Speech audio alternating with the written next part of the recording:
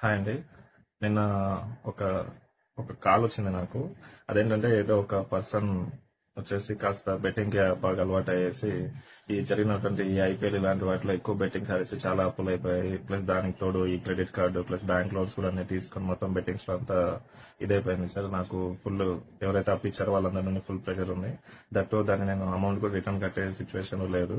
So నాకు legal గా ఏమైనా ఛాన్స్ ఉంటుందా, లేకపోతే నాకు అసలు అలాంటి ఏదైనా ప్రొటెక్షన్ లేకపోతే ఇంకా నాకు సూసైడ్ అది ఎక్కువ అనే విధంగా ఏదో కాల్లో మాట్లాడారు. సో దీనికి నేను జనరల్ గా ఈ వీడియోలో ఆన్సర్ చేయాలనుకుంటున్నాను. అంటే మనం ఎలాంటి సందర్భాల్లో అయినా కూడా మనం ఏదో ఒక కారణాలతో మంచికో చెడ్డకో మనం అప్పులు అనేది చేస్తూ ఉంటాం. బట్ ఏ అప్పులు మనం చేసినా కూడా ఆ అప్పులు మనం తీర్చలేని సందర్భంలో లా అనేది మీకు ప్రొటెక్షన్ ప్రొవైడ్ చేస్తుంది. సో ఆ ప్రొటెక్షన్ ఏంటంటే మీరు అప్పులు కట్టేటటువంటి సిచ్యువేషన్ లో లేనప్పుడు మీరు ఐపీ అంటే ఇన్సాల్వెన్సీ పిటిషన్ అనేది ఒక అడ్వకేట్ గారిని సంప్రదించి కేసు అనేది ఫైల్ చేయొచ్చు.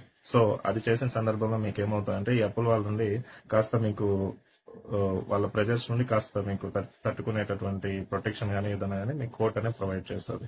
అంటే దీని ఉద్దేశం ఏంటంటే మీరు ఊరంతా అప్పులు చేసేసి దాన్ని మళ్ళీ తీసుకొని వచ్చేసి నేను కోర్టుకి వెళ్తాను ఐపీని వేస్తానని కాదు. కోర్టు కూడా ఐపీ పిటిషన్ అలో చేసేటప్పుడు చాలా వెరిఫికేషన్స్ చేసి అసలు ఈ పర్సన్ ఉద్దేశంగా ఏమన్నా చేశారా, ఏమన్నా దీంట్లో వేరే ఉద్దేశాలు ఏమైనా ఉన్నాయనేసి మొత్తం వెరిఫై చేస్తుంది.